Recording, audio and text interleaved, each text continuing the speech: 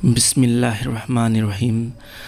Hazrat Ubadah bin Samit radhiyallahu anhuna hadis ama bayan tawbiri mahakna huzur sallallahu alaihi wasallam da Laylatul Qadr gi maramda hangatsai huzur na haibirammi masi Ramadan gi aroiba ahing taragi tumasu daba ahing sing haibadi kunmathoi kulumdoi kunmanga kunteret amasung kunmapan suba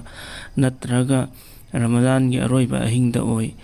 Kanagumana iman gi halatta puksel sengna sawab phangnanaba khanduna ahing asibu ibadat tawrabadi magi haukraba gunah sing kokpigani ahing asigi khudam kharadi asini ahing asi samna ngangani sasu saroi aduga yamna su ingloi chingna lemna thokkani amasung ahing asida saitan singda sangai selna phuroi maibulgi matengna nungan mafawa ahing asi asumna lay atopa khudam singna ayukta numit tholakpa matamda purnimagi thajagum masik yaudna thorai numit asida numit tholakpa matamda saitan ga loinaba du thingi atopa numit singdati numit tholakpa matamda saitan ga loinai